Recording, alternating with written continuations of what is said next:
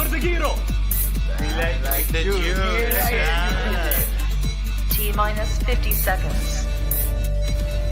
At the point where we're at, it is a lot easier for new people to get up to speed really quick. T-minus 40 seconds. Let's go. That's a W. That's E1. That's E1. That's a W. How many of you want to eat a W tonight? T-minus 30 seconds. Rick Hill taking over our camera. I think there may be a penalty for excessive celebration, but you know what? I'm going to let that one slide. T-minus 20 seconds. That's what I'm talking about. Now y'all some fun. 10, 9, 8, 7, 6, 5, Take a deep 4, breath. 3, This is it, right 2, here. 1, 0.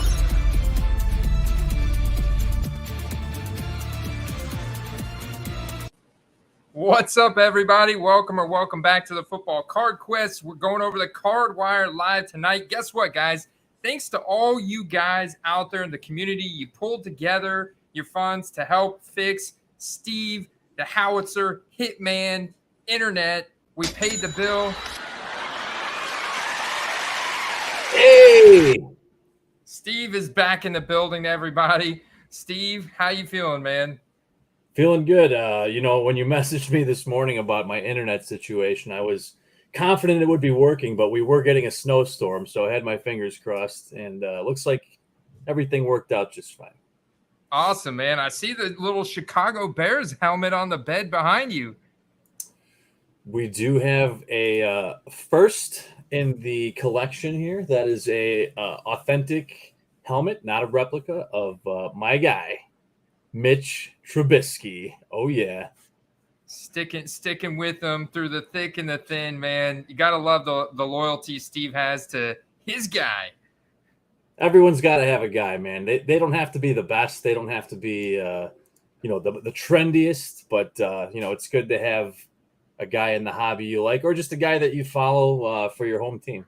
What's nice is that because he's down and out right now, and back to clipboard holding, that it makes it really easy to buy his memorabilia and collect his stuff, right? I mean, that's why I like buying Gardner Minshew stuff right now. Like, it's like fun. You like the guy's story and this and that, and so you stick with him through the thick and the thin. You end up able to build a really nice collection through the thin. If you ever gets thick again, you're sitting on a treasure trove, but at the very least, you've got a really sick collection of some pretty rare stuff. Yeah, man, I'm working on my little, new broadcasting area / Bears Shrine, which will be at some point unveiled. But yeah, that's going to be one of the centerpieces, if you will. Right on, man. Right on. So let's shout out Ramrod, JR, Derek Howitzer. He came in with the super chat of $5. Appreciate that, Derek. He said, "Pay them bills, baby." Shant said, "Oi, Brad, let's get it. Fields is on fire." Yes, he is. Yes, he is. You guys still aren't winning games, but Justin Fields has been the number one QB in the NFL from a fantasy points basis, which is derived from on-field production in the past 2 weeks. It's been really exciting to watch him get to that level, kind of break out with that type of success, particularly with his legs, and then also through the air with Cole Kmet and Darnell Mooney. It's been a lot of fun to watch, man. I'm not going to lie. His prices are up 40 to 50%, some cases 300 to 400%, depending on the card across the board. And the thing is, he may continue to climb some more, Steve, and we got to give ourselves a little pat on the back here. Maybe give you a pat on the back. Carter's been talking about him since the guy was drafted, probably before. And we though, right on this show, I think like 4 weeks ago, we're like, we should probably buy some Justin Fields. Yeah. Hopefully you got in early. There's still plenty of time, but I said it. He could be great if he didn't get destroyed by his weak offensive line, and it looks like they figured out how to play call for a guy of his skill set. And it only took completely trading away all of our best defensive players to shake the cage a little bit. So yeah, he looks good. And Kmet, Told you to not give up faith just yet, man. He looks great too.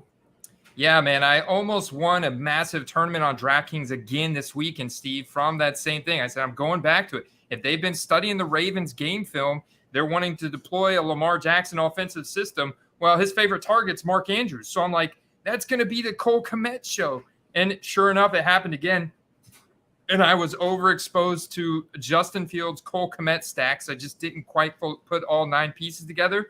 But I put up a lot of 200-point rosters that just barely missed. One of the guys was Juju Smith-Schuster that got injured for me. And so I only had 5 points. And then it was the Kadarius Toney show. And I'm like, there's goes all my fantasy points that Juju Smith-Schuster would have gotten go to Kadarius Toney. But it's okay because I had Kadarius Toney cards that I'm sitting on that I end up getting offers on and selling a couple. So can't complain about that aspect of it. And, Steve, one thing that we wanted to do last week, because it was the halfway point through the season, now we're halfway plus 1 game.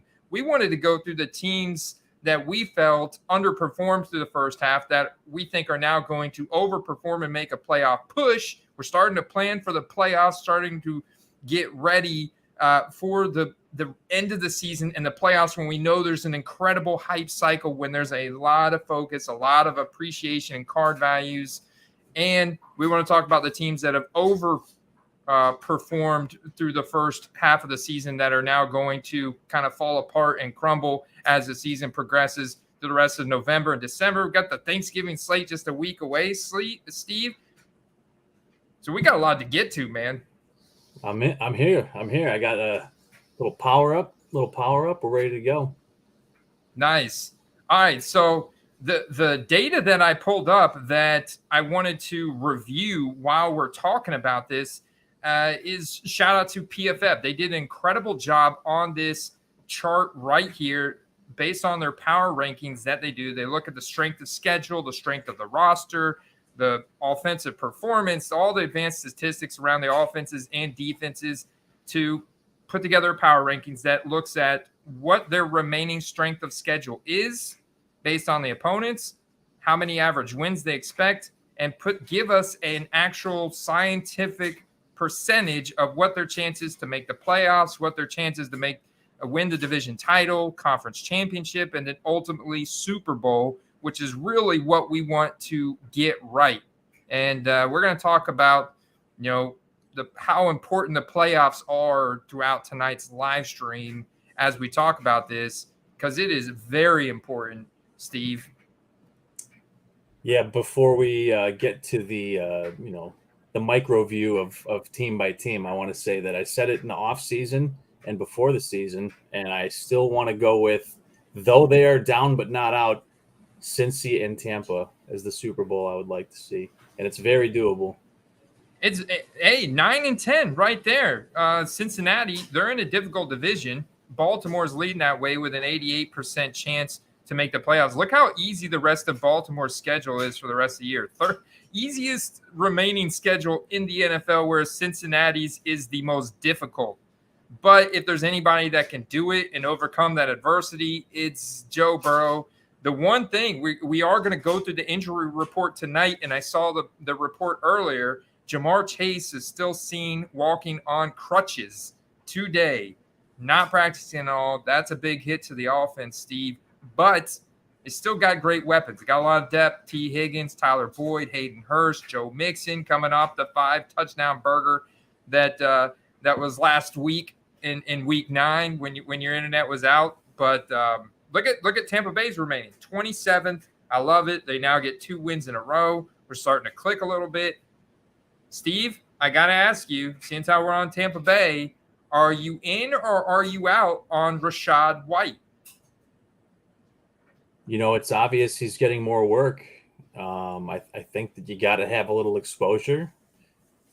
Fournette has been utilized less. They're still using him in the goal line situation, but I think he might be wearing down. It seems like as the season's going on, either he's got some kind of phantom injury that they're not disclosing, or Rashad White just is looking flashier and they're going to go with the hot hand. So I think that maybe it's good to get in before, he becomes maybe more than exclusive. Yeah, I think so too, man. I think that this was a solid game, like posted just over 100 yards. If you look at the pie here for the running back usage in terms of snap share, in terms of utilization, he started the game for the Bucks. He led the entire first drive. He also got the lion's share of all the snaps. So you're talking 65% of all the snaps. He got 65% of all the early down work, 50% of the goal line work, 75% of third down work, and almost 75% of short yardage. And now Leonard Fournette is actually hurt with a hip injury. So that was one big injury takeaway that I saw is Leonard Fournette is actually hurt. So the actual report is a hip injury. He was unable to return. It's a hip pointer, and with a bye, so we do have a bye week this week for Tampa Bay, which is good timing for that.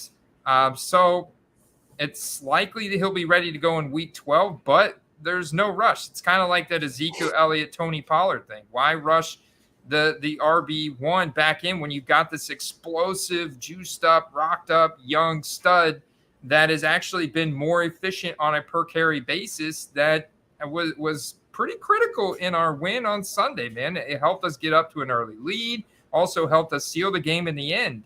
So I'm all about the Rashad White hype train. And the thing is, like you talked about with your boy, your guy, Trubisky in the beginning, you're with the guy through the thick and the thin. So I've been buying Rashad White since day one, and I'm sitting on a nice little cachet, including some super rare Rashad White cards that I'm not sure if I want to sell just yet, but I may go.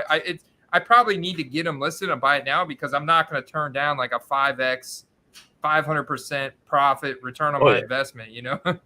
Yeah, no, that's definitely a good call. And especially, you know, people tend to pay the most and want the most, you know, when a guy first jumps in as the starter and takes the role over. I got a new offer on my there's my Kadarius Toney gold out of 5. I haven't sold it yet.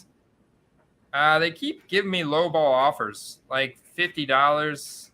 I'm good because the thing is, Juju Smith-Schuster is also now injured. Mecole Hardman still injured. So the Juju Smith-Schuster was a concussion, Steve. So yeah, this is interesting, but it was a pretty bad one. Like he was, if you were to actually go back and review from what I'm reading, he was clearly unconscious for a few seconds, like after the hit. So he may miss like an extra week based on the new concussion protocols. Yeah, I think regardless if he ends up being hurt long-term or not, he plays on the Chiefs. He's clearly, you know, falling into favoritism, if you will. And I think for the rest of the season, he'll be utilized as, you know, a top 3 wide out there. It's a good point. He does have like that game-changing speed on the open field. And the Chiefs are currently the clear favorites in the league. They have a 19% chance to win the Super Bowl, 98% chance to make the playoffs, 95% chance to win division title, 31% chance to win conference championship. They have an easy schedule for the rest of the season. I don't expect them to really slow down anytime soon, Steve. And Patrick Mahomes is the odds-on favorite for the MVP at this point too, from Vegas. You know, the thing about Tampa is that, you know, they managed to stay at the top of the division while playing pretty awful, and they're only getting healthier, you know, as the season goes on. I don't know how long. I know a couple of the linemen are out, put on IR early in the year. I don't know if any of them are going to be back for the playoffs, quite possibly, but it does seem like the receivers are all healthy and on the same page now. So it's just a matter of getting that line functional or get the starters back into the lineup, and they'll be coming back when it matters, you know? Yeah. I'm not seeing anything too great ending for Rashad White tonight. Maybe this die cut out of 24. That's really nice. You like that? For that price? Yeah. Yeah. I mean, currently, that price, right? Anything is nice for the right price. You're right. I mean, because it's easy profit. It's at least in a practice uniform too. It's a low serial number. Yeah. What do you have a favorite set right now for 2022 rookies? I've always been fond of the elements. They're just really nice cards. I was actually watching a Sauce Gardner one tonight that I didn't end up getting, but for those of you, we've mentioned it before, for those of you that don't own any of those, they're just incredibly high quality. They're like, if you have like a Amex Black credit card, it's like made of metal. It's heavy. The elements, yeah, those are really sick. Yeah, shout out to James88. He sent me an Austin Hooper elements a few months back, and it was actually the first elements card I bought. I don't know why I've always been, I don't know, maybe it's just like a stubbornness or something. Definitely some stubbornness in me for sure, Steve. I went ahead and did the show without you last week because you had no internet. Of course, it was Ramble City. I rambled like crazy, but, I'm stubborn. I said, I got to give people the content, man. I got to get on here. I got takes. I got information to share. I got cards to look at. Let's go through the content. But the whole time, Derek's calling for the howitzer. He said the howitzer needs to come back, and he's the glue that holds the show together. Yeah, man, I appreciate the love, and yeah, I was sad to have missed even 1 week, but hopefully we'll make up for it today. And that is Panini Black is a very nice set too. Isn't there only like 5 cards per box on those or something like that too? Yeah, the hobby configuration on Panini Black is I've seen it actually rip. Back in 2020, I went to a local card shop here. It's actually the last time I've been to my local card shop. I know it's embarrassing, guys, but I'll make it back soon. But I went there and a guy came in to rip a box of Panini Black, and he actually pulled a Tua. I remember this. He pulled a Tua out of 5 autograph. And I was like, oh, that's cool. I didn't really get the magnitude of it then. This was the summer of 2020. I'd only been back in for like a month or so. Let's check out the configuration. But yeah, it was one little box of cards that was probably 6 to 10 cards in the box. And I'm sure it was expensive. $5,000. It's a lot of money. 2012 Panini Black for $300. Where's 2022? There we go. 22. We'll get there. It's probably under bestsellers, I'd imagine. There you go. $275 for the hobby box. 1 pack of 5 cards. See? 1 rookie patch autograph, 1 additional autograph, 1 memorabilia, 1 parallel, 1 base. You know what's interesting though is, in a lot like that set, and a lot like the I was hoping I'd get back here quick enough to put in a bid. Sorry, Steve. Continue. No, so Panini Black, impeccable. What people don't realize is the base cards are even rare. Like the base cards are serial numbered, and the base cards are rare because there's only, in this case, 1 per pack. Very rare. Very rare. I'm kind of bummed at myself for missing that, but it's okay. Hopefully maybe one of you guys came in here and got it. Sean, he apparently he dipped out on his guy. That's his guy. Like his Instagram account is Jonathan Taylor Cards. You got to stick with your guy. You traded him? I think he said he traded for him. Oh, he traded for him? Oh. We're going to play both sound effects there. And speaking of Jonathan Taylor, you mentioned that, you had some draft sheets this week. I had one as well with Jonathan Taylor, with Fields, with Komet. I even had Tony on that sheet. And through most of the night, I was in 5th.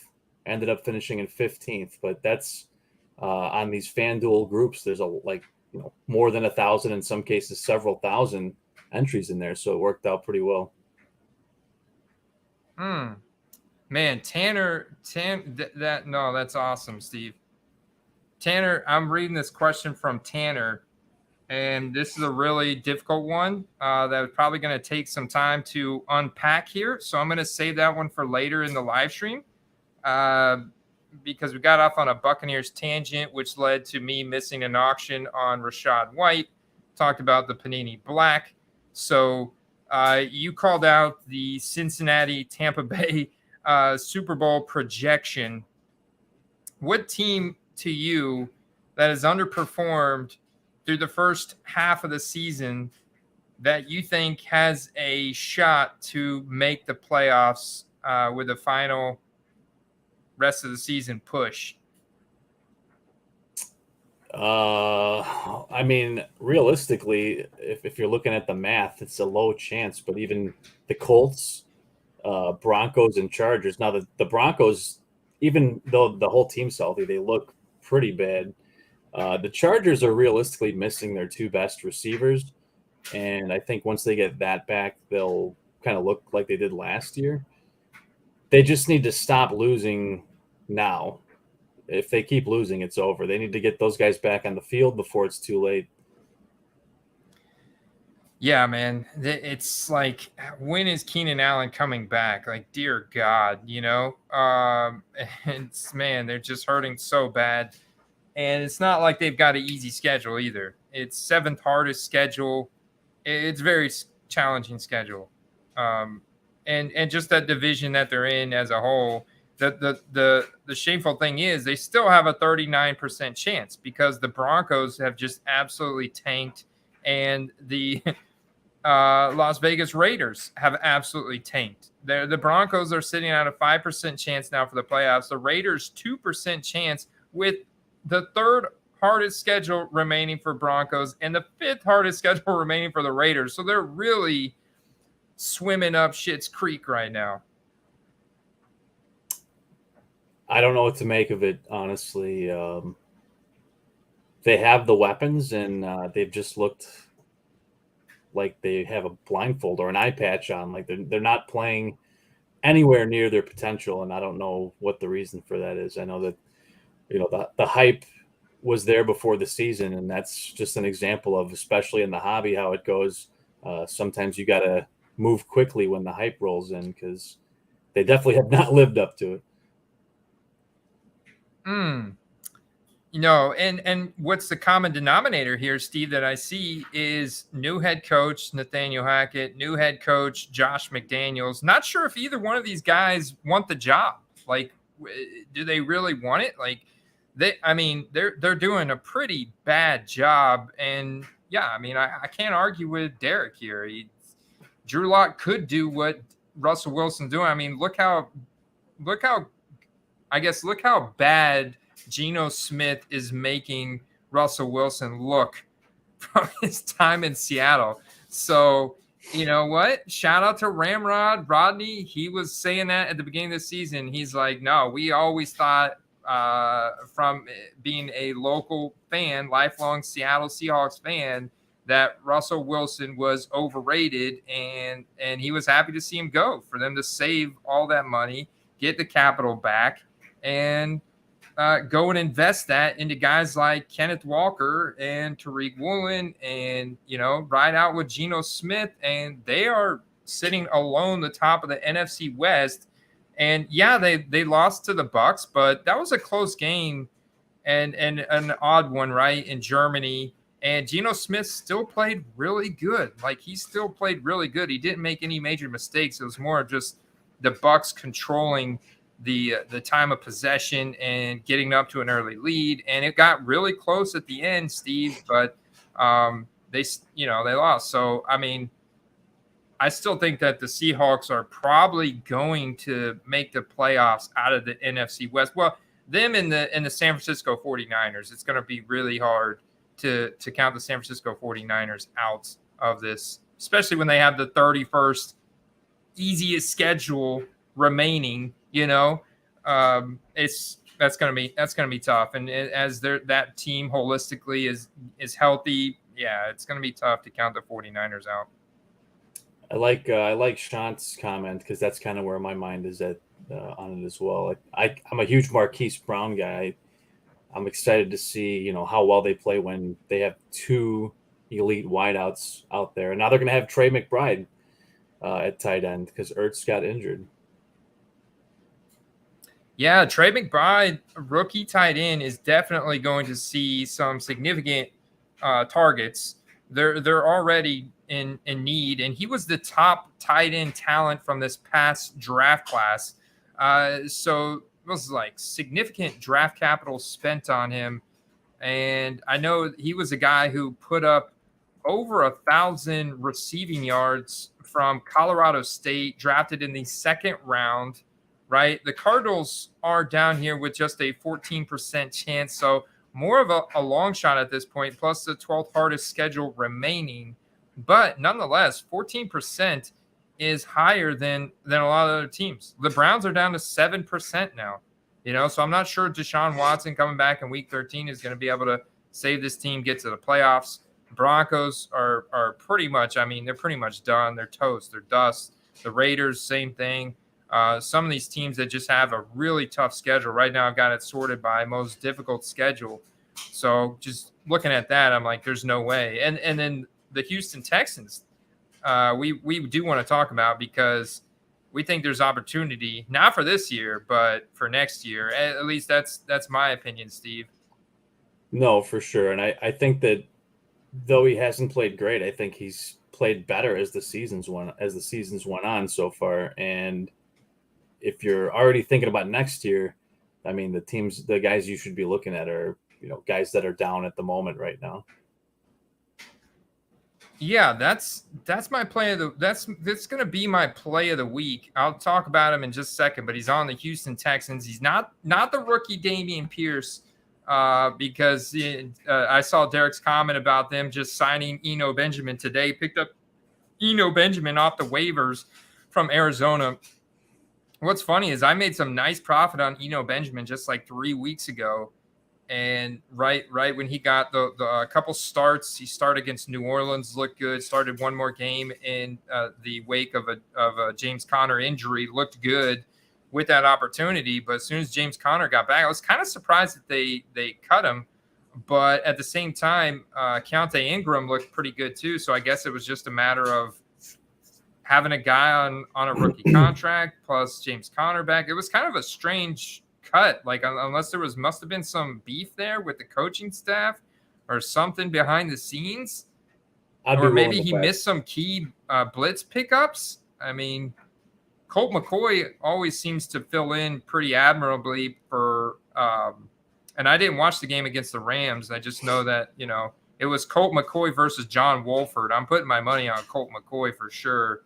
And Cooper Kupp's a big injury, but Steve, yeah, I don't know if this is a downgrade for Dameon Pierce. I don't really think so. I think it's more of depth there, but interesting. No, I think that from my perspective, why they got rid of him is, he performed well in the absence of Connor, and I'm assuming he just felt that he deserved more playing time, and they may have disagreed, and I'm sure there was some beef, and he wanted out.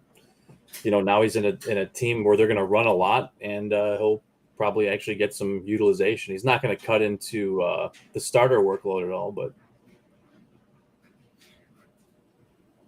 yeah, word on the street from Derek is that stole Kingsbury's girl.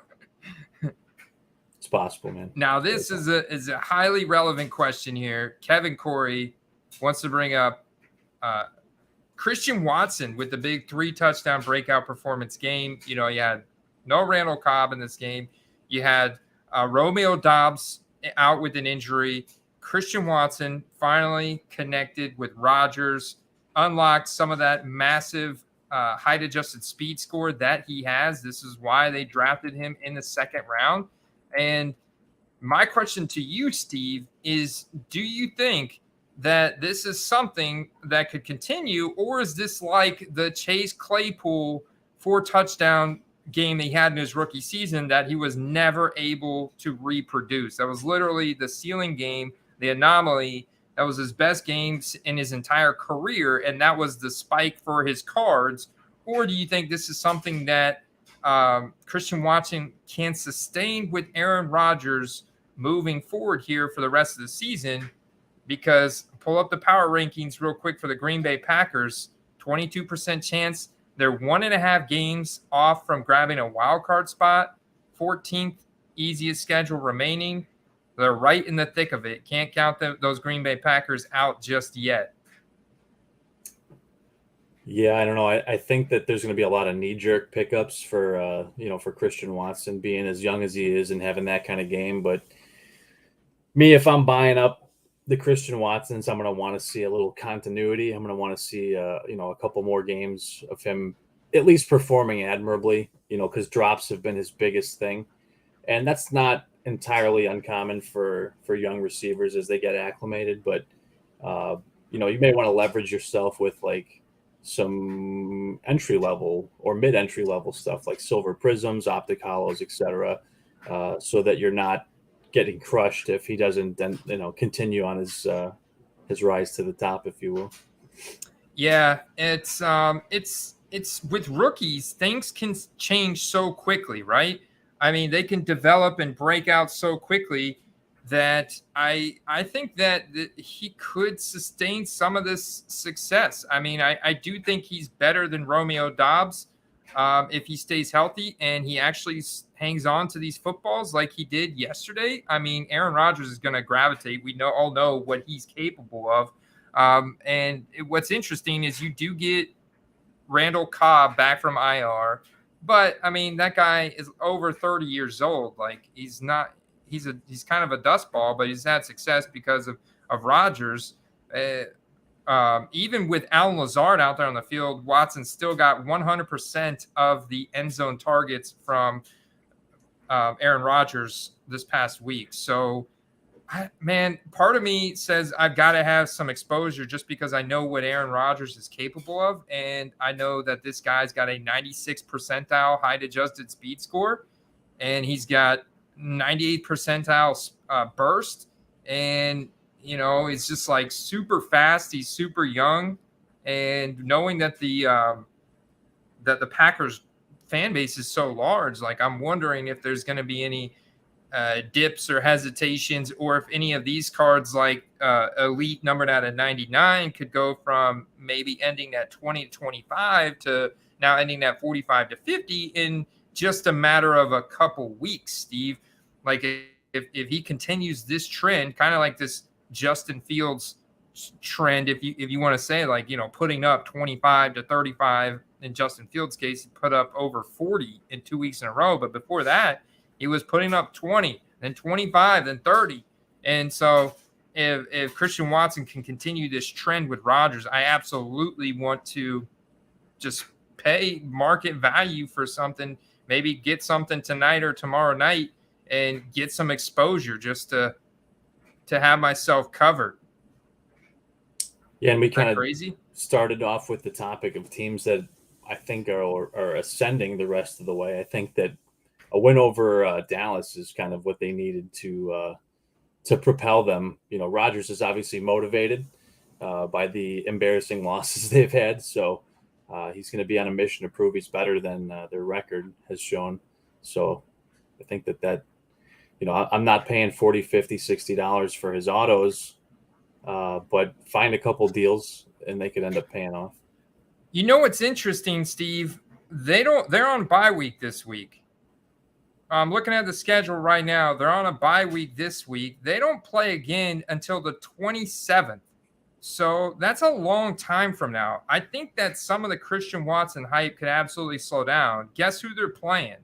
They're at the Philadelphia Eagles. Ooh. Yeah, that's a massive, massive matchup. Then they go at Chicago, the Rams at home. I love that at Chicago game. That one's going to be so much fun to watch with the way Fields is playing now. That could turn into a nice shootout. The thing is, I was not on Christian Watson this week. I was not on any of the Green Bay players just because Rodgers plays slow. Like, that's the one thing that I don't like about Rodgers. I wish, and so it was a little bit of a game script scenario because they got behind early in this game against the Cowboys, and Rodgers was forced to speed it up, forced to become more aggressive. But the Green Bay Packers pace of play is number 29 out of 32 in the league. Like, they play so slow, Steve. That just means fewer opportunities for wide receivers to score and make themselves look good. But at the same time, when you're Aaron Rodgers, you can be hyper efficient, and he's number 2 in deep ball attempts. So even playing that slow, he's still throwing the ball deep. He needs a guy that could take the top off the defense. This is his guy right here. This is his guy, Christian Watson. If he can just keep catching the ball like that, I mean, the ceiling could be pretty high. Yeah, I saw some of the prices on the ones ending soonest. I'd be a little cautious. Like, if you look at let's say that out of 99, that Donruss Elite. I mean, look at some 2020 like CD Lambs in that same number. Like, you're already approaching like a really high dollar amount for a speculative buy. Just make sure when you're playing speculative buys that you're not already overpaying, because that kind of takes the top off of anything you could make on it. Yeah, and that's the big difference between playing fantasy football and doing this with football cards, is that there's so much variation in the cards. Whereas, like, I want to get Christian Watson, whether I got to stash him on my taxi squad, whether I got to stash him on my bench in my dynasty league, he'll be there. Well, in this, there's more than just that one variation of Christian Watson you got to consider. And then it's like the value of the Christian Watson that you pick up today could go down a year from now, just because, 1,000 more variations of Christian Watson come out between now and then. It's like, holy crap, So that's the kind of aspect where I'm always like, well, quick flip. Like, if you understand that if you're buying the certified out of 199 today, immediately turn around and have that thing listed, ready to go. See if you can capitalize and have fun with it, unless you just want to collect this guy and you just want to stash it. You don't care. And you bought something that's autographed, because autographs will transcend brands and sets and hold more value, especially the low serial numbers. Patches don't mean nearly as much today as they used to, right, Steve? I mean, they don't even tell us game worn anymore. That was one thing we were looking at last week. They don't even say player used anymore. That game worn has definitely been gone for a while. But even in 2020, they used to say it was player worn / used, just not from any game or event. And now they don't even say that anymore. They don't even want to tell us that. Yeah, I mean, that's. I'm glad you clicked on that one specifically, and I mentioned like 2020 wide receivers as an example. That thing's almost $100, so you could probably turn around and buy like a Justin Jefferson for close to that same price of equal scarcity. You know what I mean? A guy that looks like he could be one of the best wide receivers of all time right now.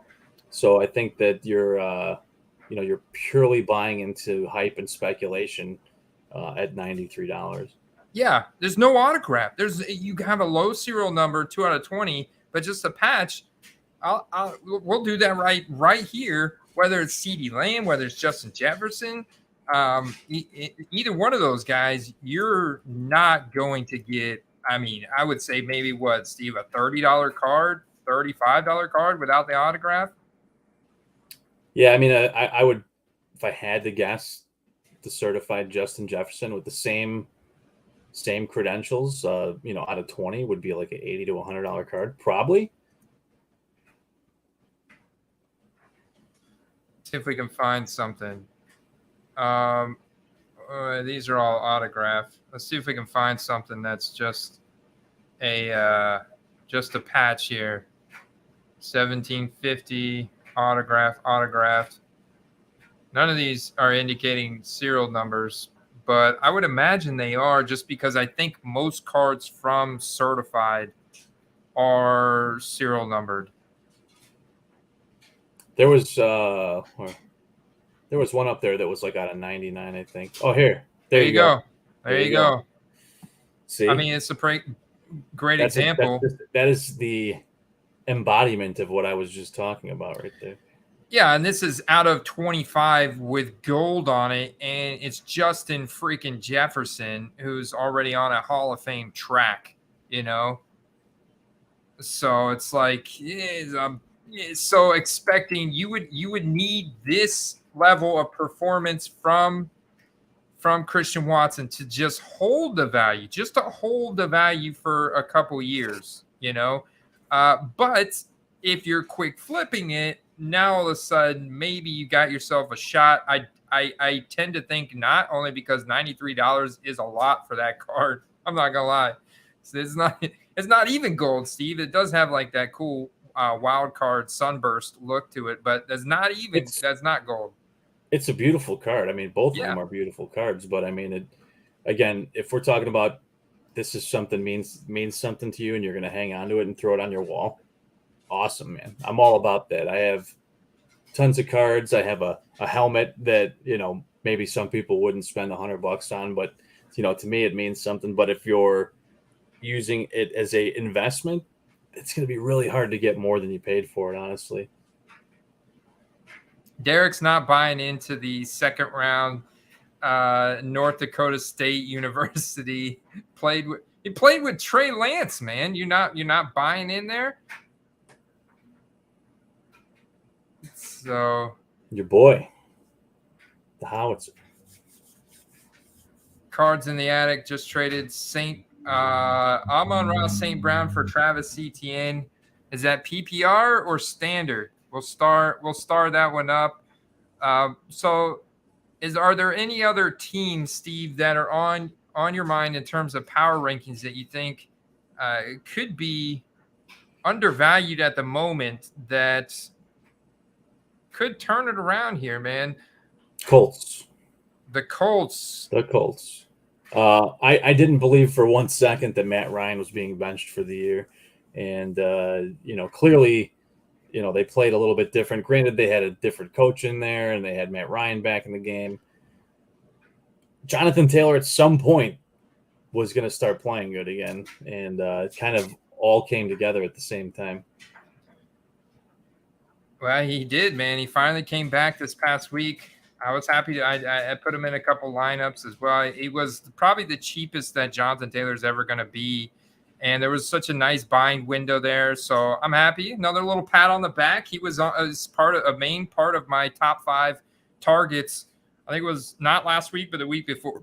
So, excuse me, feel like doing good there, because there were rookie ticket autos, Steve, that I was watching go for like $50-$60 on Jonathan Taylor. And I was like, that used to be a $250 card, like Justin Jefferson level. I mean, before the season, Jonathan Taylor was the 1.1. If there was anybody that was a screaming buy low based on talent, you know, alone and just like preseason hype compared to where they are at now, it was Jonathan Taylor. So I had a feeling they would buck the trend. And when they fired Frank Reich, I was like, this is it, dude.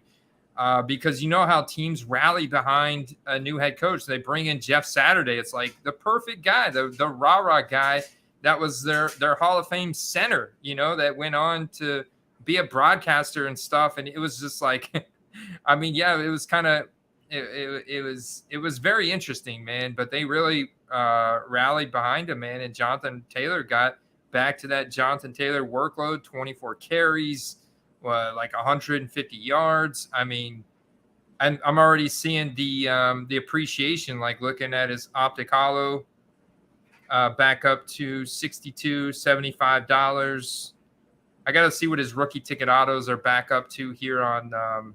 Yeah, on they the would have old been a nice, especially on those, a nice buying window, because I think people were panic selling for a while there. Going back to the Jeff Saturday thing too, it's like you got to remember this guy is a winner. You know, played with one of the greatest quarterbacks of all time, and winners know how to win, and winners know how to help people win, and I think they definitely showed that this week. So you think that Jonathan Taylor is potentially still a buy? Like, look at this best offer accepted right here. I'm like, people are trying to get out of his cards already, thinking that they're totally out. But as we just saw, I mean, they have a legitimate shot to make the playoffs from a hobby perspective, and like the hype cycles and not being down and out on his cards. Like if you put a significant amount of money in right now on Jonathan Taylor, they still have a 26% chance of making the playoffs with 17th easiest schedule remaining. That's a legitimate shot to make it, because things could change quite a bit here. You know, like you said, they bring Matt Ryan back in 5 days. They play the Eagles. The Eagles are coming off a loss, like kind of exposed a little chink in their armor. Guess what? The Eagles couldn't stop the run game. Yes, I know the refs did not. I mean, they just blatantly missed that face mask last night at the end of the game. And then it was like the roughing the passer thing. I was like, come on, man. Dude, Jalen Hurts was so pissed off. Did you see him jump up going crazy about that? I mean, technically it was the right call, though. I get it. Technically it was the right call because he had already been kneeled down for like 3 to 5 seconds. And that guy was like coming in and it almost looked like he tried to let up at the last second, but he just did a bonehead move and, shoved him. And Taylor Heineke, I mean, he dramatized the heck out of that thing. He was like, whoa, like just a total soccer, call the foul type of move where he did a flop backwards on the ground, and you could tell because he was extremely excited that he actually pulled that off afterwards. I mean, the guy was going crazy on the field, and I was like, holy crap, man, they just upset the Eagles after that brutal. And the thing was, they blatantly missed a face mask. They should have reviewed the Quez Watkins fumble a little bit more detail because that potentially could have been down by contact. So, I mean, it was a pretty controversial ending, and it wasn't really Jalen Hurts' fault. Both those he did throw the one interception, but it was a pretty well-thrown ball. It was just thrown into some pretty serious coverage. And the 2 fumbles, not his fault. And then the roughing the passer at the end when he could have had one more shot, not his fault either. And then the final defensive touchdown at the very end, not his fault at all.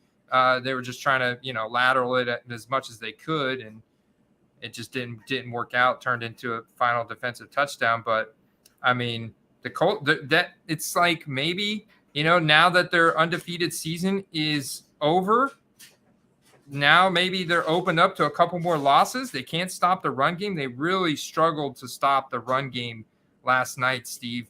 And maybe the Colts can take advantage of that with a healthy Jonathan Taylor, Matt Ryan back in there, setting up play action pass and all kinds of stuff. This could be interesting. This could be another win for the Colts. That's the thing about baseball playoffs going into the World Series. That's the thing about football going into the playoffs and into the Super Bowl is it's going to be all on how you finish the season and all the momentum you have going into it. The beginning of the season is imperative to get you part of the way there, but it's going to be how you finish. And I think this is just where things really start to get interesting because there's obviously a lot of teams mathematically still in it. And just a lot of different scenarios playing out. Yeah. And the schedule, like the Eagles up, we talked about that, but then they got the Pittsburgh Steelers at home. Hey, Colts can win that game. I mean, that game could be a shootout. That could be a fun game to watch. That's an 8:15 ESPN. That's a Monday night game. And then the Dallas Cowboys. That's going to be a tough one. Did I see they play Oakland next week? No, that was November 3rd. Or Vegas. Yeah, that was this past week. That was the win. This Yahoo. I don't know why my browser continuously defaults to Yahoo because I like Google so much better. I don't know. They do some weird stuff. Then Dallas, then at Minnesota. Ooh, those last 3 games. Crushing it right now. The Chargers at home, who are going to be absolutely desperate for a win and hungrier than somebody who hasn't eaten in 3 weeks. And the Giants are scrappy as hell, man, just always finding a way to win. They love, dominating the run game and playing defense. And then the Houston Tech, they finally get an easy matchup at the very end of the season against the Houston Texans. Matt Ryan better not Carson Wentz it and throw like 2 picks and lose the playoff season, or the Colts GM is going to probably quit. Can we raise the glass for Tyler Heineke for a second? I mean, while the guy hasn't blown the roof off the place, I mean, it's undeniable that his play has in some way affected his team, and they're winning games. Yeah. I mean, Taylor Heineke is a scrappy mofo. He figures out a way to win in some clutch situations. Then he also does some really boneheaded stuff. But I mean, I got to commend the guy for his competitiveness and his leadership, team player. The Colts run defense is 5th in defensive DVOA. Derek, 2nd in yards allowed per carry. The run defense is playing very good right now. Their passing defense is 17th in total DVOA, but 8th in yards allowed per pass. The Colts defense has been playing pretty damn well as well. So this is going to be a very, very interesting matchup to watch this upcoming week against the Eagles. Like maybe one of the games of the week. For me, the other game of the week is obviously Bears at the Falcons. Continuously got to watch Justin Fields. You know, I'm going to be watching that game, probably playing more Justin Fields because you have another team that they're playing that just has a bad run defense. Like Falcons run defense is 22nd and their passing defense is 29th. So maybe we get this like massive Darnell Mooney blow up game and Cole Kmet and you stack Fields with those guys and let it rip this weekend.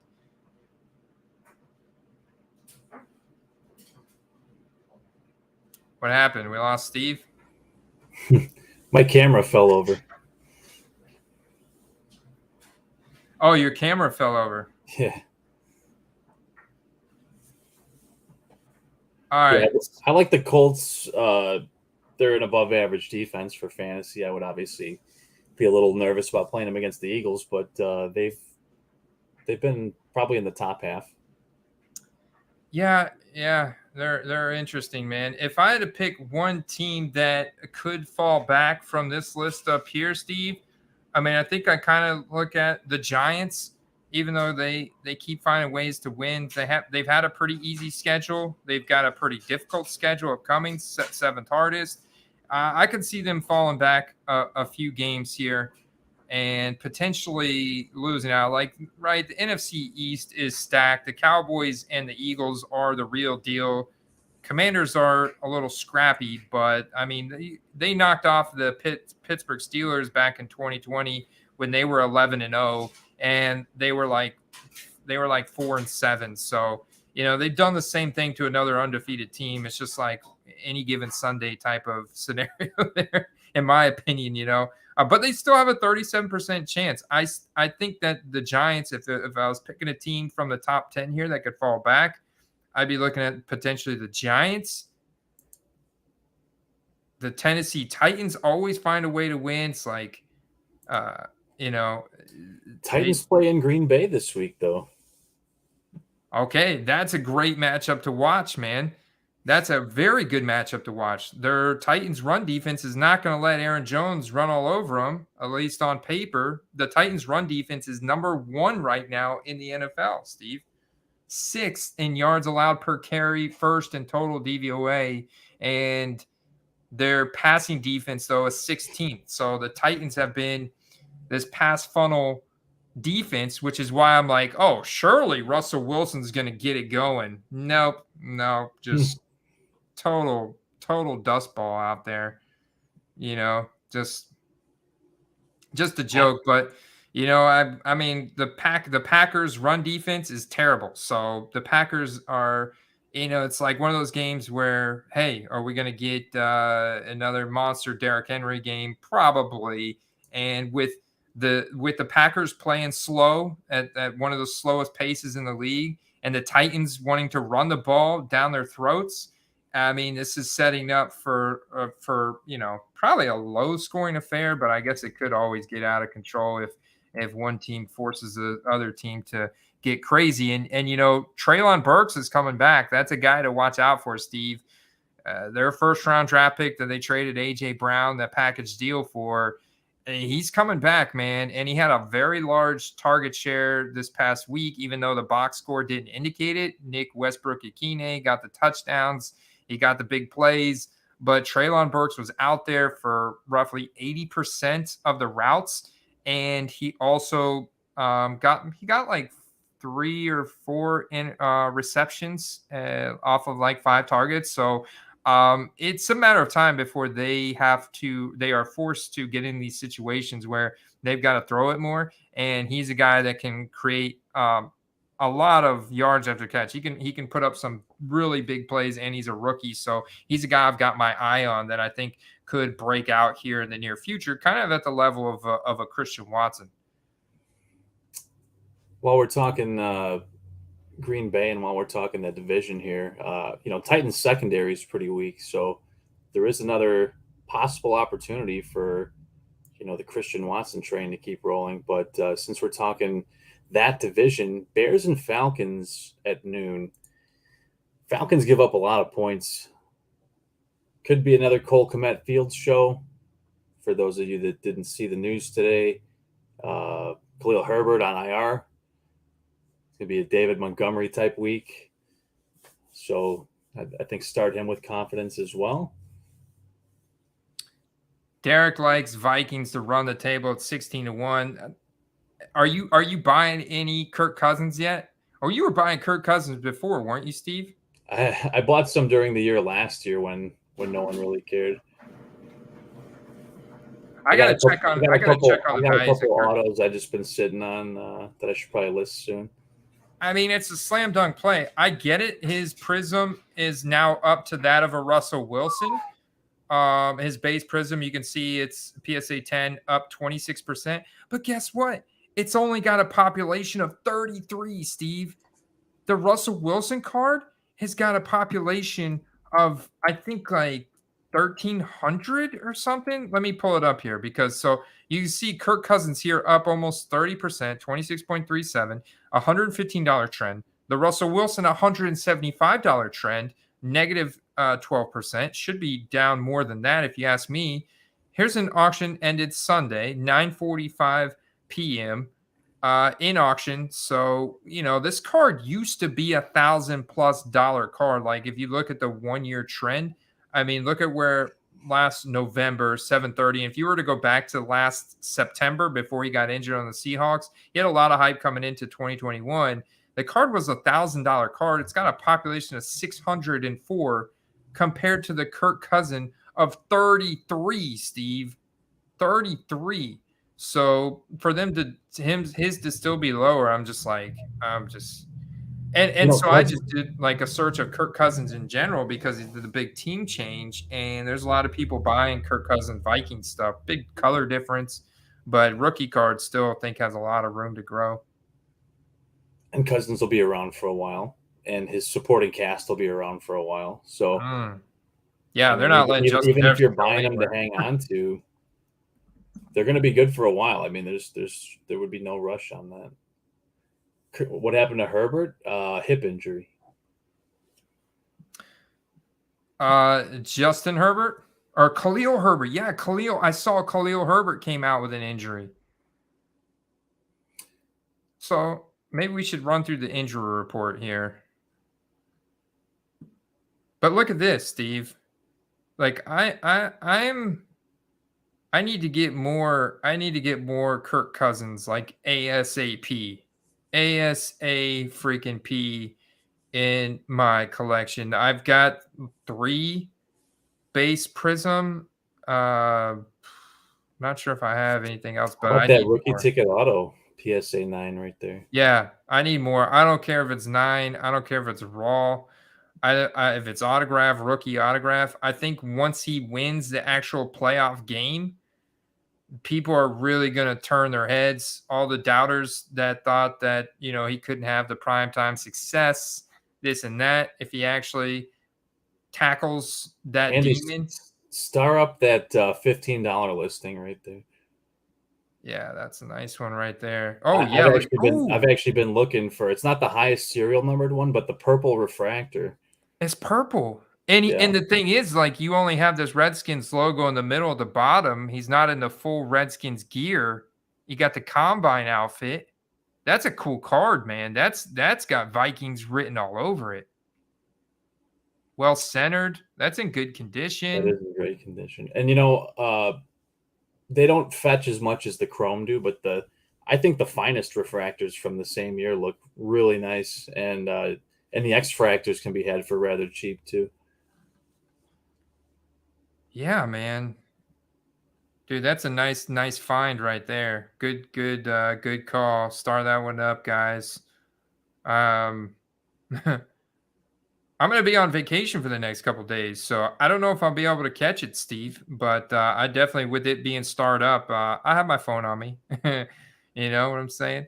You get a 14-minute warning. You should be able to catch Yeah, it. you get the 14-minute warning. Then if you don't actually look at it and you swipe the notification, it'll give you the option of going to 5 or 2 minutes. I always hit the 2 minutes because I'm like 5 minutes is still too much. Like I need 2 minutes. I can dedicate 2 minutes.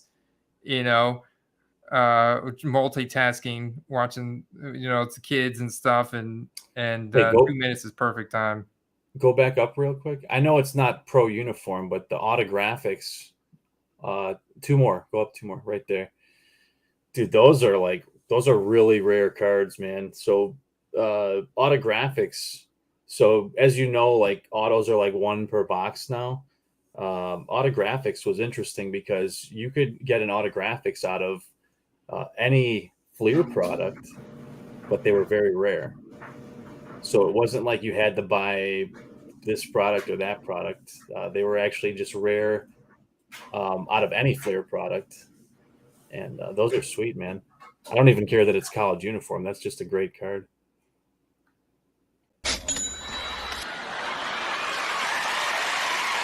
Derek, make a custom card. Man. Get a custom chains card. All right. Injury report, Steve. We got some serious injuries, man. Serious injuries. Cooper Kupp is leading that conversation. Not good for the Rams because he is their everything. And it was in a game where he was playing with John Wolford of all guys, and now he's going to have a high ankle sprain. Dude, this is brutal. So where did he go? I was going to look at the status of this, Steve, unless you know it off the top of your head. I think it's he had a minor something procedure for a high ankle sprain, so he'll be out for like minimum of 4 weeks. And that does present an interesting opportunity, though, because it A, presents a buying opportunity for Cooper Kupp, and B, presents a potential selling or starting in your fantasy leagues opportunity for Van Jefferson. Oh, yeah, that's a good point. And this is where I would say, I like Van from a long-term perspective, but this for a card, flipping, investing perspective, but I don't think he's going to drive. I mean, he'd have to have some monster games to really drive some hype, like some serious demand, just because his cards are out there so dirt cheap right now after being virtually injured most of the year.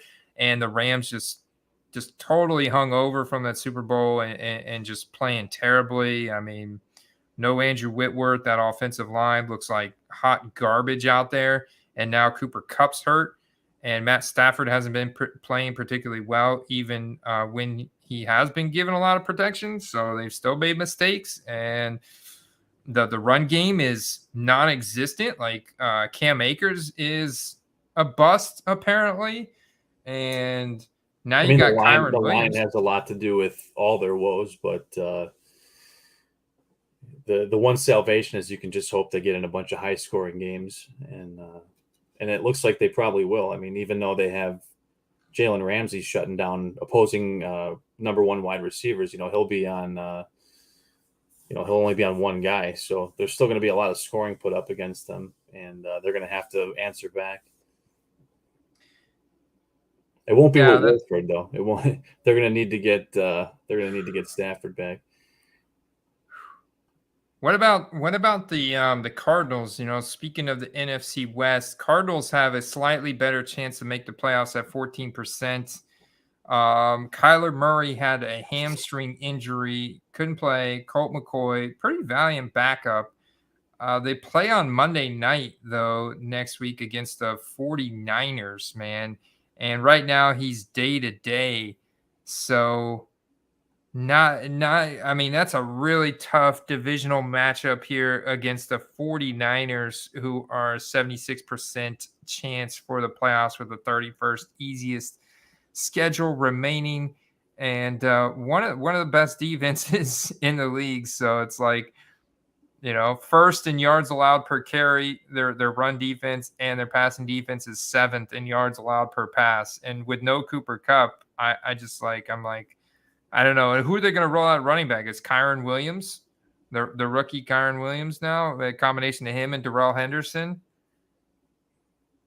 Yeah, I mean, I don't know. It seems like Henderson's still getting like most of the work around like 10, 12 carries a game, but it's not enough for sustaining any fantasy production from their running back position. They just have to get the line healthy, and they have to stay in games for that running back position to stay relevant.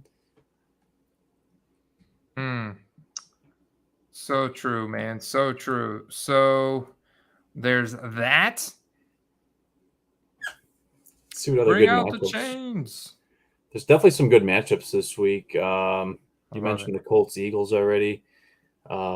Giants Lions, I think it could actually be more interesting than people realize, because Lions are playing good and Giants are playing good, but Giants have played the party shutdown role a little bit when they beat the Packers.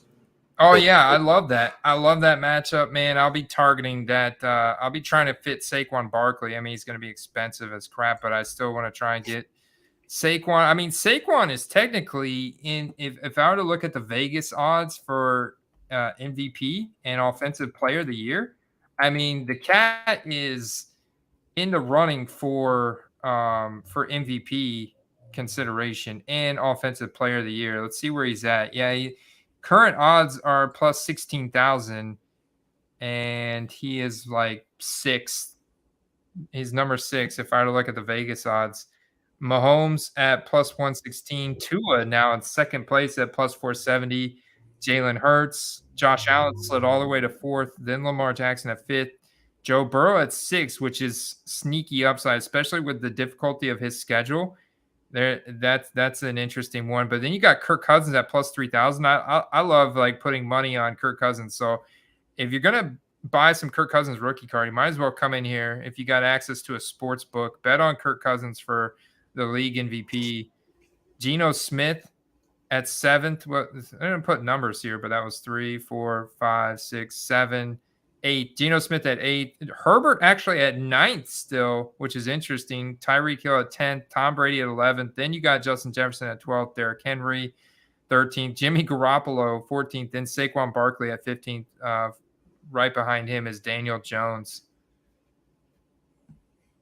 I like it. And Derek actually put me on to some end of the season betting for Super Bowl winners. And, you mentioned the odds of each team making the playoffs and winning the Super Bowl. And there's some sneaky ones on there. Obviously, like the Eagles, Dolphins are going to be like towards the top of the food chain on those. But like I was talking about Bucks and Bengals, they have about the same odds for winning the Super Bowl. And like, I think it's probably close to 30-1 or higher. And that's pretty good, honestly, for a team that went to the Super Bowl last year and will be getting their best player back in a couple weeks. So I'll take it. Yeah, man.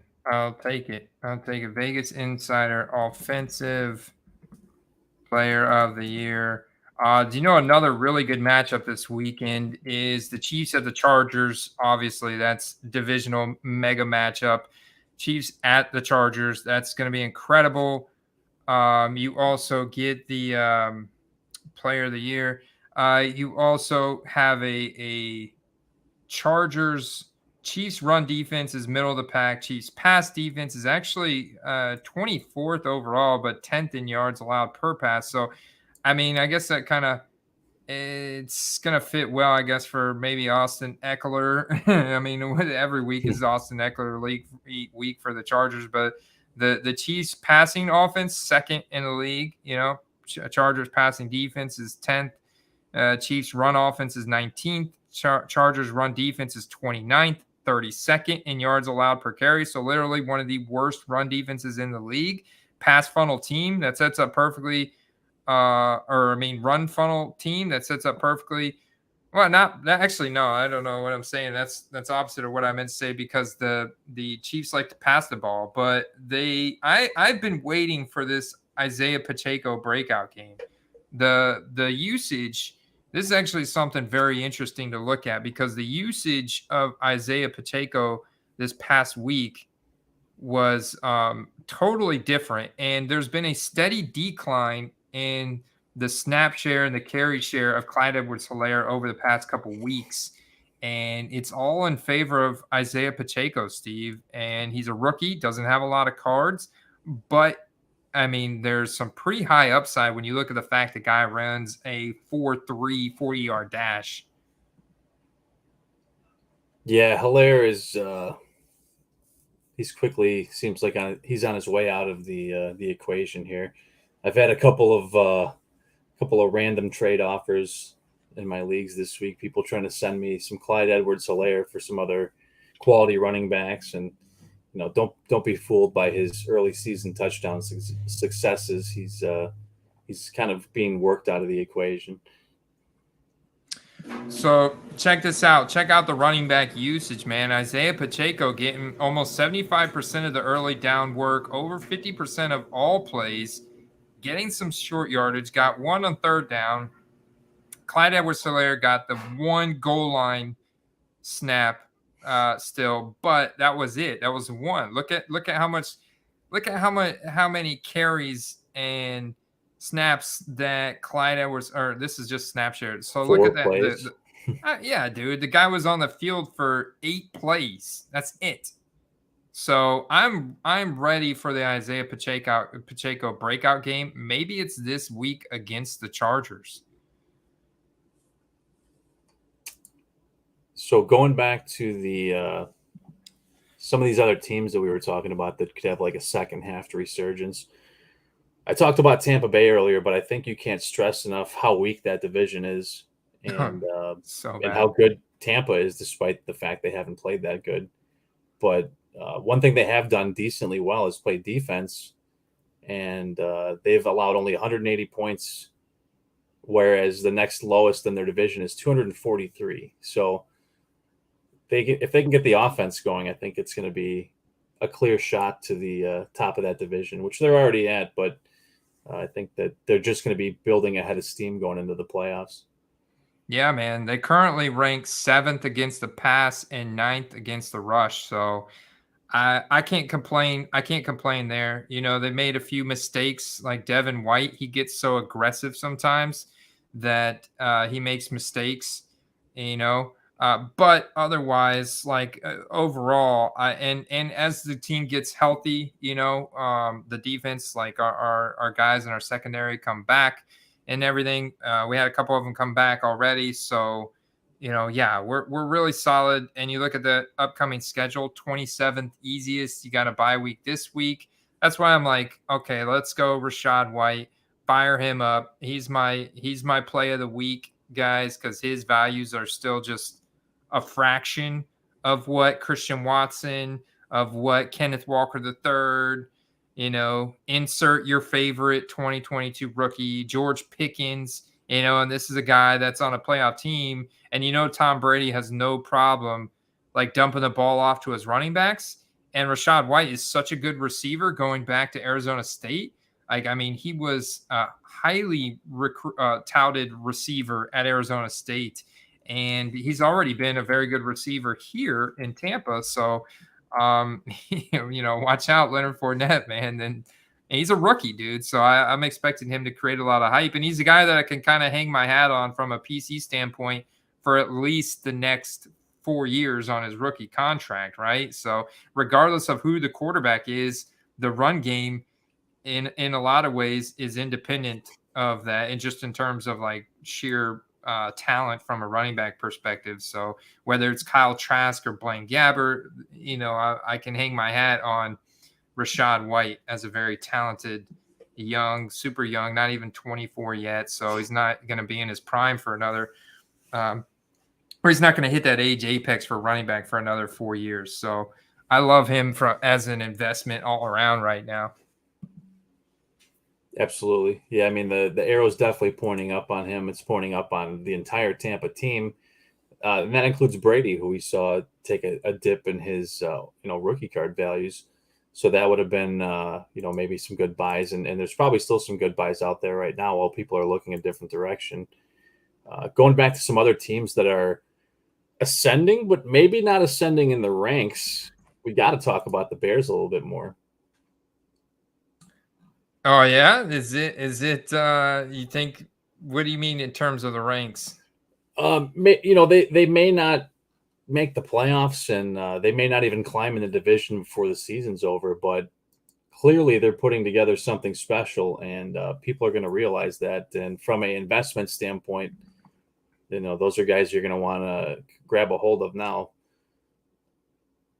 I think the most obvious one is going to be Fields. Realistically, there's probably some room and some time to buy the other guys. You see people going crazy buying Brisker autos for a lot of money, and those prices will come down in the next year or two. But the lowest Fields value for his cards might be is potentially this season, and they may not go back down. I agree with you on that. I agree with you 100%. 22. Oh, okay, it was 2022. I typed in 2022. My bad. Look at his rookie product. I agree with you on that, Steve. I think his cards are going to keep going up. Optic Hollow, I mean, it's still not bad. Under $50. No bid on that. $44.99. I think all you need to look at is, as an example, is I'm not in any way, shape, or form saying the Bears this season are going to do anything as far as going into the playoffs. But you're looking at what could be the beginning of an elite offense. Look at where the Trevor Lawrence rookie cards were, and maybe some of them still are in many cases. And you could say that there's not really much merit there for what his values have gone for. But, now you're talking about the flip side. Fields is putting up elite numbers. And we all know the hobby likes running quarterbacks. They like exciting playmakers. And that's exactly what this guy is. Mm-hmm. No doubt, man. No doubt. Like Silver Prism Auto, that card's a 4-figure card for Herbert and Burrow now. Mm-hmm. And here we got your boy now. There's some other card like the super rare, like you saw that one that was the gold up here. It's 1,200 out of 7. Numbered out of 7. Sick card. What? Yeah, obviously the more scarce stuff is going to start climbing into unattainable prices, but that doesn't mean you can't get into some, middle of the road stuff. The field levels, and I don't even know where the rookie ticket autos are right now, but that could be something to look at realistically. Andy, do you have a chart for our 2021 quarterbacks? Oh yeah, I do, man. In terms of what card do you want to compare? Why not go to rookie ticket auto? Okay, well, that's going to be an interesting one. I'm not sure what the graded volume will be like, but here, let me see what I can pull in. 21 contenders. Justin Fields. Let's see. Because Justin Fields, a lot of his stuff has been redemptions. True. So I'm not sure what I'm going to actually be able to pull in if it's substantial data in order for me to get a we could do like comparison. We could always go like optic auto if there's not enough contenders data, because you're right. I think that all of them were redemptions. I wonder if I could do just optic hollow. If I could do optic hollow PSA 10, if I have enough data on that. It's only got a population of 24. Oof. So it's not going to be a whole lot of data yet still, because these sets were just released so late. What about like the base prism? You think that might be a better barometer? It is. It's a good one. So like Fields base prism has a pop of 653. If I just did like up here, typed in Justin Fields, Trevor Lawrence, Zach Wilson, Mac Jones, and what's his face, Trey Lance, And then Davis Mills. There we go. Pulling all 6 of these cats. And most sold in the past 30 days. Let's back this out so we get a few more cards per line here. Base Donruss right here. Fields up almost 40%. Trend of $58. Trevor 43. Mac 35. Trey 25. Zach 32. Mills 10. $10. Wow. So that he's the most expensive from that standpoint. I mean that the Fields was probably like $25 at the beginning of the year. Yeah, and you know, I hope for all the Davis Mills collectors out there's sake that they sold him heading into the season. Look at the Prism. So you got the $90 Prism on the Justin Fields now, which is pretty impressive when you consider the supply for 2021. Yeah. The Mac at 44, which has a population of 1,300. He's the most submitted guy out of all the rookie quarterbacks, or 2021 rookies, even over Mac Jones. There's Mac Jones. Or I mean, what did I say? Even over Trevor Lawrence is what I meant to say. Trevor Lawrence, in fact, his base Prism is crazy low pop on the PSA 10. There's so few of these. Okay, here's the Prism. And you see it goes for $194. That's because it only has a population of 78. And Carter and I talked about this. It's just insane. He's got a pop of 476 on his 9, 350 on his 8, and only 78 on his 10. So I remember like asking people, and there was shout out to whoever commented on that. They were commenting on the issues with Trevor Lawrence specifically from 2021 Prism, and PSA was just dinging them left and right. So there's very few 10s of his card, and that's why his Prism specifically is up. It's so easy for that card because at any given time there could only be one on eBay, and so yeah, it goes for more money, you know. No, but I think that the biggest takeaway from this is you look at the shuffle, right? You know, this chart would have been drastically different when you had people paying hundreds of dollars for the Mac Jones last season. And, you know, maybe in the close second was the Lawrences. Way behind was the Justin Fields, you know, probably in fourth, I think, for most of last year. I keep thinking I was like, who's in the chat? Who's this new guy out in the chat calling you out? And I was like, oh, that's right, it's Derek with the new profile pic with the Kirk. I love this picture of Kirk Cousins in the airplane with the chains on, shirtless, man. We may have sold our defense out, but there's no denying how many points per game we're scoring all of a sudden. So it's a work in progress. Yep. All right, we've got it. We're an hour and 22 in. It's been a blast live stream. I got to finish packing my stuff. I am going on a little vacation tomorrow, so I got to finish packing my stuff. But all good. I want to answer these questions that I have started up from earlier in the chat, guys. Make sure you hit that like button on the live stream if you enjoyed it. That does a lot for the channel and the algorithm. We got to please the algorithm, you know, got to take care of the algorithm. Tanner wants us to put these wide receivers in order: full PPR rest of the season. T. Higgins, Jalen Waddle, Tyler Lockett, Chris Godwin, Terry McLaurin. Let me get my pen out. I got this, Steve. We got this. It's a good question. It's a good question. I got this right here. I'll tell you who my number. This is full PPR. I'll probably tell you who my number one is. I think it's got to be Waddle. Yours is Waddle? Yeah. I was actually going to go with T. Higgins. I was actually going to go with T. Higgins because I don't know how long Jamar Chase is going to be out, and the Bengals have the most difficult strength of schedule over the rest of the season. And if you look at Waddle is great, but his volume is not as high as Tyreek Hill. Waddle gets a lot of his value from the touchdowns. So it would be interesting. I think it's going to be very close. That offense is so high powered, and Jalen Waddle's, wide receiver 1A, 1B to Tyreek Hill. And Tyreek Hill helps him get open whenever, the defenses are wanting to lock down Tyreek Hill. They've got to dedicate significant resources to doing that.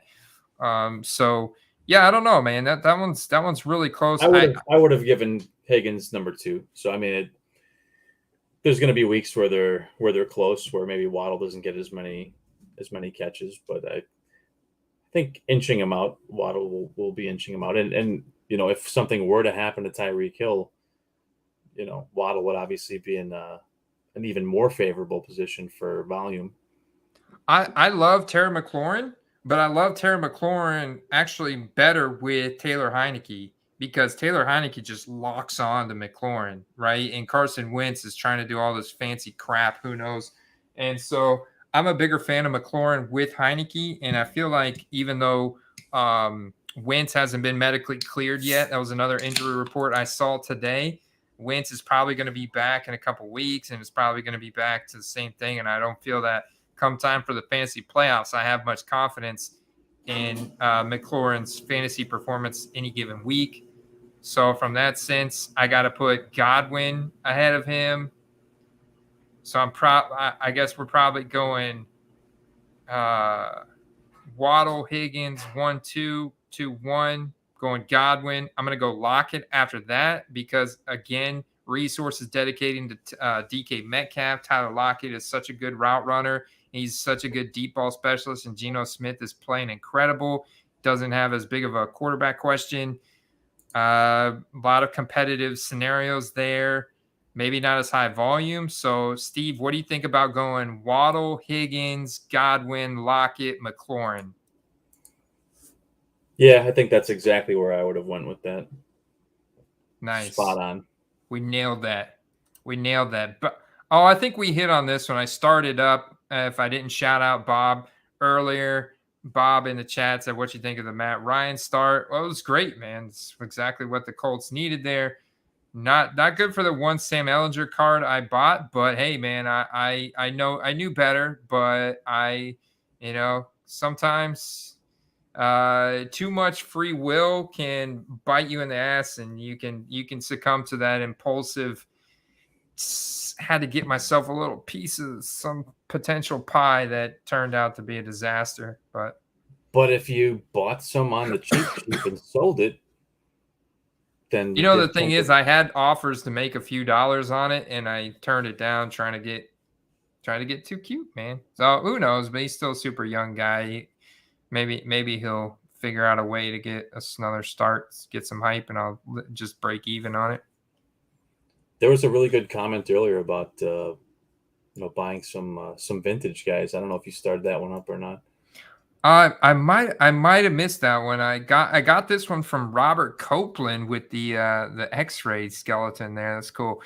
We don't get the 99-cent track shipping from eBay in Canada. It costs $15 minimum to ship anything tracked with or within or from Canada.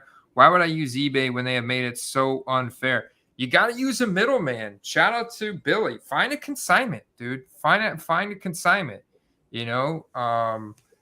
Find a consignment. That's all I got to say. There's a ship my cards. You could use ship my cards. Raven does it. What is Raven in Canada? He does it. Billy does it. Hey, he's a field level patron. And, I do it for him kind of like as a favor. So I'm just saying, you can't force my hand to be a consignment for you. Been known to be a reliable resource. So in the card space. So just saying. Yeah, I agree. There's always a will. There's a way. You can, use an intermediary. Because if you're having them sent to you one card at a time, it's going to be not worth it financially.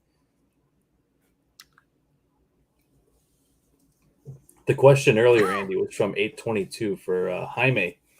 Asked, he said, glad to be here, guys. Buying a lot more 90s, early 2000s players like Calvin Johnson, Adrian Peterson, Jordy Nelson, Darrelle Revis. What are your thoughts? I love it. I think that's a great strategy, honestly, because those guys will always be relevant. and they're always going to have a place in the hobby. There's always going to be a demand for those guys too, and as the hobby grows, there's only going to be more and more exposure to the all-time greats, and those cards are all printed already. There won't be any more of those cards from that era. Even if they print them on new sets, they won't be any more of those sets. Right on, man. Appreciate that, Ramrod. Oh, we got the breakdown from Derek. He went Waddle, Higgins, Lockett, Godwin. Victor wanted Godwin over Lockett. And Derek said, I can see that. Hey, if you got an I can see that from Derek, that's pretty solid, man. Derek says, appreciate that super chat, Derek. Today's lesson of the day, never let the wife take private jiu-jitsu lessons. I feel like there's multiple lessons there to be learned. You ain't lying, or never bring in drama wide receivers into your home. oh, Victor went there, man. He went there. Gotta agree Antonio with that, Brown. man. Never a good idea. Never a good idea. Never a good idea.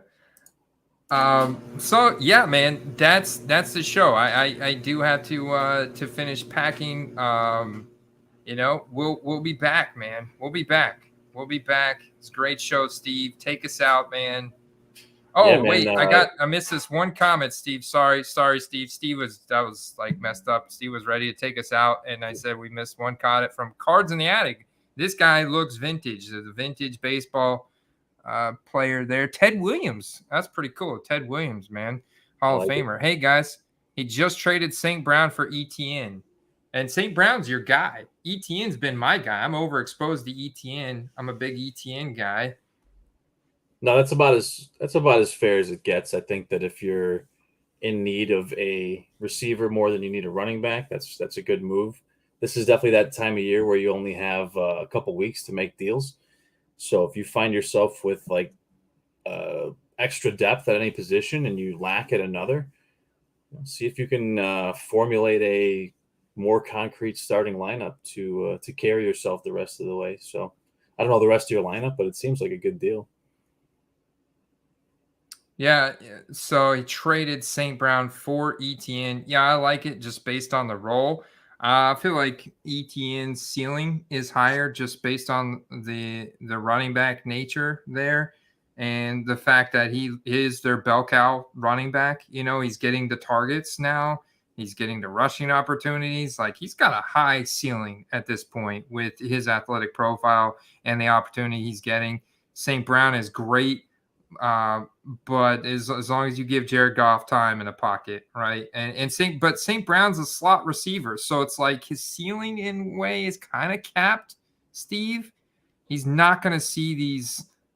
It's going to be pretty rare for him to get these massive 3-4 touchdown games where he's putting up 30-40 fantasy points based on his role, right? Especially when you get Jameson Williams on the field. Like, that's the big looming target competition. Chark comes back. Jameson Williams gets going. Now, all of a sudden, you got some significant target competition again for St. Brown. And maybe that helps him. And because he did have that at the beginning of the season with Chark and that when he was balling out. But there's definitely been some Lions fatigue. So I like the trade. Here. I'd rather have ETN than St. Brown. I think that's what you were agreeing with, right, Steve? I think that it is a fair swap, honestly. And he said he needed a running back, so that works out. I would have did it regardless of which side of the trade I was on. That I like St. Brown. And according to Derek, I like round 4 wide receivers, so totally fits the niche. But yeah, St. Brown, I think, regardless of who else is out there, is going to be just the guy that he's locked on to. So yeah. Get that RB1, man. ETN is definitely an RB1. Get on that, Cards. Love it. Appreciate that, Orlando. Derek, Steve, take us out, brother. Yeah, man. Good show, Andy. Guys, pretty big Thursday night game this week coming up. Green Bay. I think look for Green Bay to maybe edge one out, maybe get back in the fold a little bit. And Not as big of a name, but I'm looking forward to the Trey McBride debut on Monday night as well. So, and yeah, Bears is going to be a high-scoring game against the Falcons. Could be the Pitts and Kmet double feature on that. Ooh. 50-point over-under, man. I'm going to be having me, once again, some Fields Kmet game stacks. Let's go. Let's go, baby. See you guys. Cheers, boys. Peace.